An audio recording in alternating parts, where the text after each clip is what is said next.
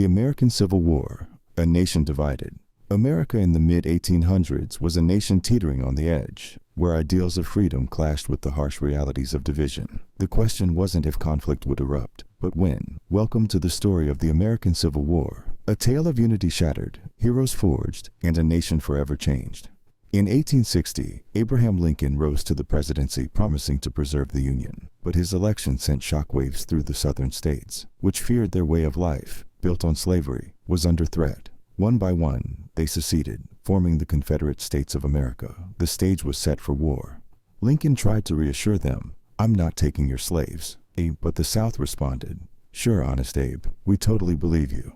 The root of the conflict. The North and South developed along two vastly different paths. In the North, cities and industries grew rapidly, powered by free labor. Meanwhile, the South's economy relied heavily on enslaved workers to produce crops like cotton. This economic divide fueled growing mistrust and resentment on both sides.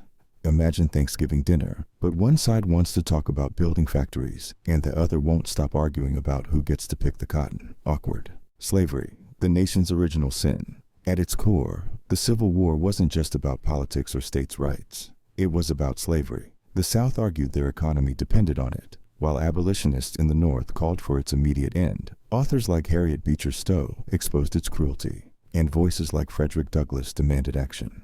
And the South's response: "We promise, it's not about slavery. Except it totally is." War begins, the spark at Fort Sumter. In April 1861, Confederate forces fired on Fort Sumter in South Carolina, officially igniting the Civil War. The Union called for volunteers, and both sides prepared for what they thought would be a quick conflict. "It'll be over by Christmas," they said. Spoiler alert, it wasn't. The battlefield. Key moments. The war's early years saw mixed success. The Confederacy, led by Robert E. Lee, outmaneuvered Union forces repeatedly. Meanwhile, Ulysses S. Grant gained fame in the West for his no-nonsense approach to battle. Grant's strategy: charge in, win, and maybe grab a drink afterward. Lee's strategy: outsmart everyone, then take a victory lap. A turning point: the Emancipation Proclamation.